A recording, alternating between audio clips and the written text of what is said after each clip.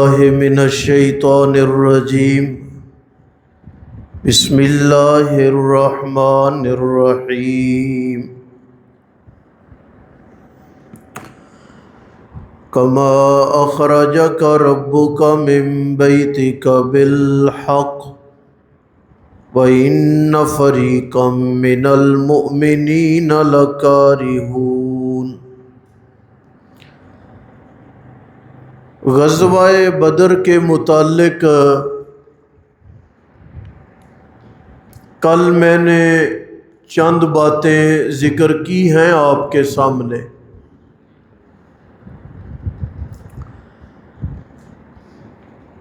نبی اکرم صلی اللہ تعالی علیہ وسلم جب بدر کی جانب تشریف لے گئے، وہ چھوٹے موٹے بہت سارے واقعات ہیں درمیان میں۔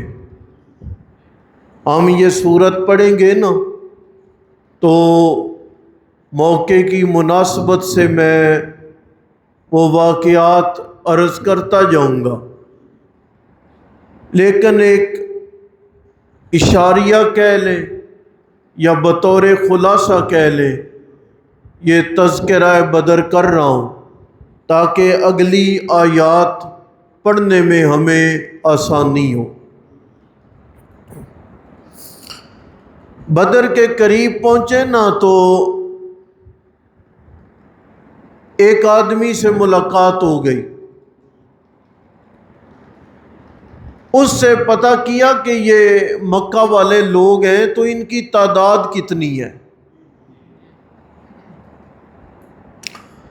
اس نے کہا میں نہیں جانتا۔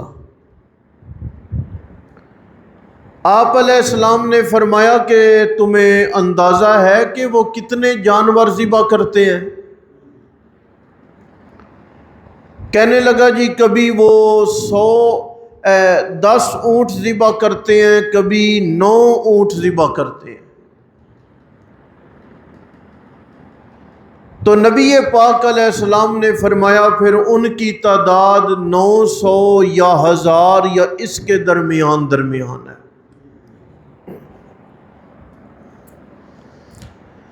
جو بندہ قائد اور رہبر ہوتا ہے نا،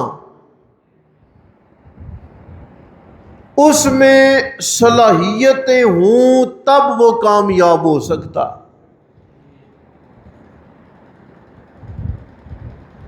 یہ جو جماعتوں میں امراء، امیر اور جماعتوں کے قائد اور لیڈر چنے جاتے ہیں نا،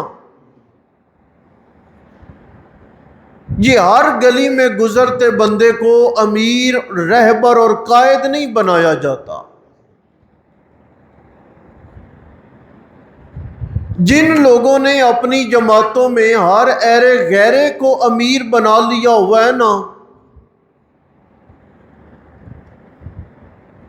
وہ ہمیشہ ناکام رہے۔ جماعت کا رہبر اور جماعت کا قائد بڑا دور اندیش ہوتا، اس کا ذہن، اس کی فہم و فراست، اس کی دانش مندی وہ عروج کو پہنچی ہوئی ہوتی ہے۔ وہ بندہ جو اپنے ارد گرد کے ماحول کو بھی سنبھالنے کی طاقت نہ رکھے نا، عبادت ہونا اور چیز ہے۔ ایک بندہ عبادت گزار ہے، نیک ہے، لیکن قائد بننے کی صلاحیت ہے اس میں تو اسے بناؤ۔ اگر اس میں قائد اور رہبر بننے کی صلاحیت نہیں ہے نا تو وہ فساد برپا کرے گا۔ اب ذرا اندازہ کریں نا، تعداد کا پتہ نہیں چلا نا تو فوراً توجہ گئی کہ وہ کتنا پکا رہے ہیں، اندازہ ہو گیا نا بندوں کا۔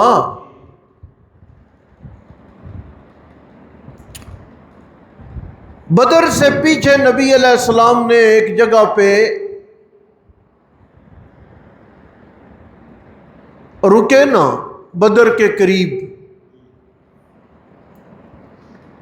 تو ایک صحابی نے رائے دی یا رسول اللہ آگے چلیں اور پانی پر قبضہ کریں۔ البدایہ میں لکھا ہے کہ پہلے تو نبی علیہ السلام نے ان کی رائے کو پسند نہیں کیا۔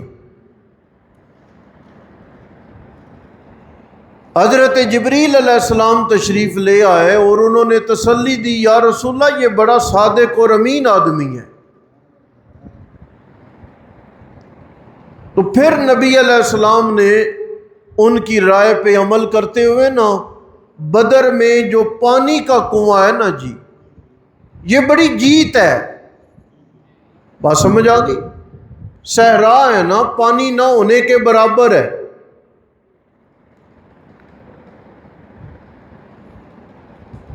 یقین کریں کہ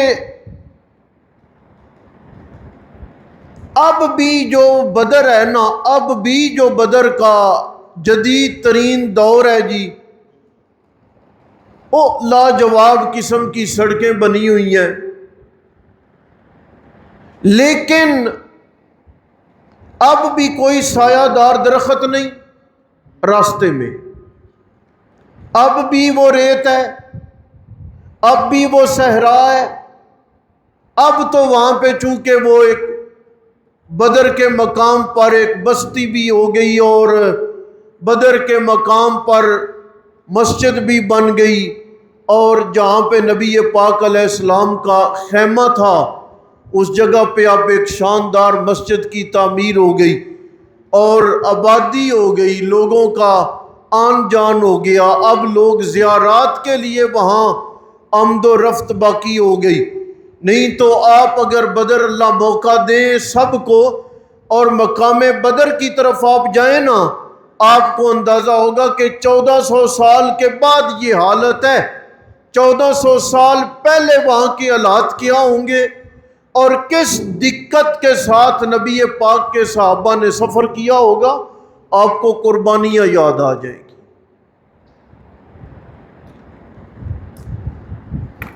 جناب ہم تو اپنے ملک کی آج کی گرمی کو برداشت کرنے کی سکت نہیں رکھتے،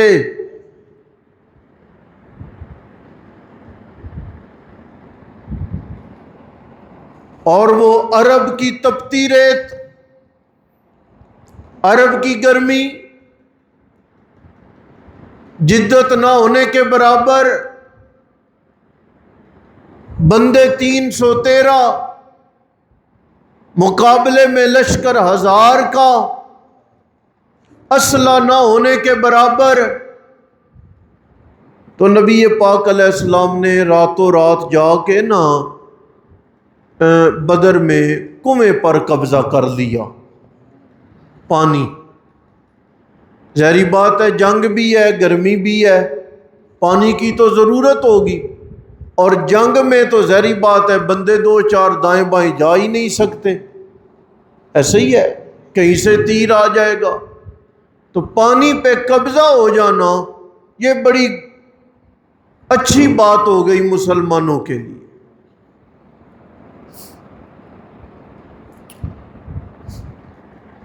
صفحے درست کر رہے ہیں نا؟ ایک صحابی ذرا آگے نکل کے کھڑے ہیں، نبی پاک علیہ السلام نے سیدھا کیا چھڑی سے یا کسی اور نیزے سے، تو انہوں نے کہا یا رسول اللہ آپ کو علم نہیں ہے میرے پیٹ پہ زخم ہے۔ کرتا ہٹایا انہوں نے تو پیٹ پہ بڑا زخم تھا جو بڑی تکلیف کا باعث تھا۔ رحمت کائنات صلی اللہ علیہ وسلم نے سوال کیا کہ اس حالت میں تم آئے کیوں؟ عجیب جواب دیا ہے، یا رسول اللہ اس مشکل ترین موقع میں جب سارے لوگ جان کی قربانی دینے پہ تل گئے تھے، میں اپنا ایک زخم لے کے مدینے میں بیٹھا رہتا، یہ بات مجھے زیب نہیں دیتی تھی،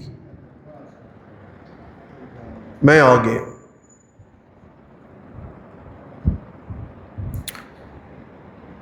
غزوہ بدر سراسر صحابہ کی بے پناہ جرت کا نام ہے۔ حضرت علی المرتضیٰ رضی اللہ تعالیٰ عنہ نے خطبہ دیا نا ایک، اور فرمایا کہ میں تم سے پوچھتا ہوں، تمہیں پتہ ہے کہ سب سے بڑا جرت والا بندہ کون ہے؟ تو مجمع نے کہا امیر المومنین آپ سے بڑا جرت مند کون ہے؟ آپ حیدر ہیں، بہادر ہیں، شجاع ہیں، اسد اللہ، اللہ کی تلوار ہے۔ آپ نے فرمایا میں تمہیں بتاؤں کہ میں نے بدر کے میدان میں ابو بکر کے مقابلے میں آدھی بہادری بھی نہیں کی۔ بڑے حیران ہو گئے۔ فرمایا وہ رجل مومن کا پتہ ہے تمہیں؟ حضرت موسیٰ علیہ السلام کا حمایتی جو فرعون کے مقابلے میں کھڑا ہو گیا۔ حضرت علی نے فرمایا وہ ایک رجل مومن نہیں بلکہ رب کی بنائی ساری کائنات میں ابو بکر سے بڑا جرت مند بندہ ہم نے نہیں دیکھا۔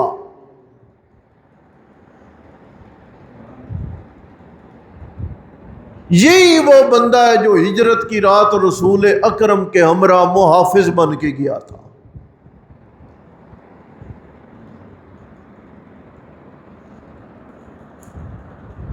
تو 313 اصحاب تھے، مہاجرین و انصار بھی،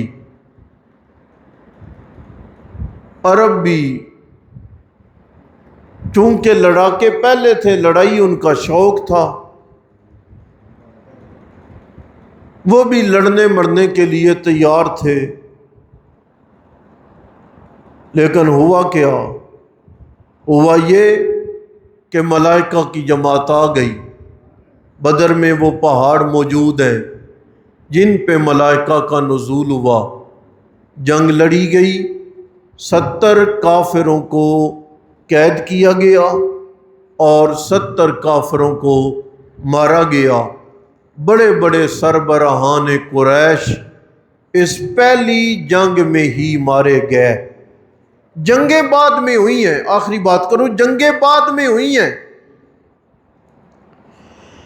لیکن بڑے بڑے لوگ اللہ نے پہلی جنگ میں ہی ان کا خاتمہ کروا دیا۔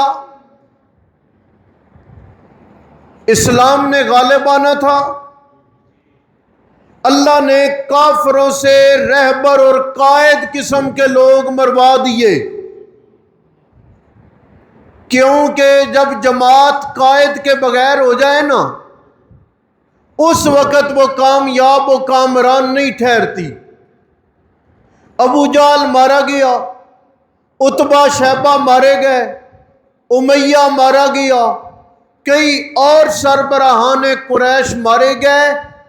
دوسرے لفظوں میں آپ یہ سمجھیں کہ بدر کی لڑائی نے مکہ کے تمام جنگجو مشرک لوگوں کی کمر توڑ کے رکھ دی۔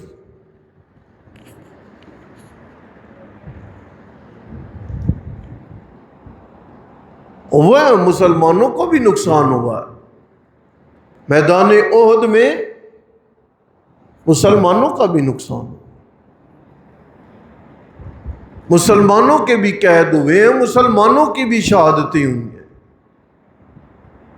مکہ والوں نے کہا تھا کہ ہم نے بدر کا بدلہ لے لیا ہوگا۔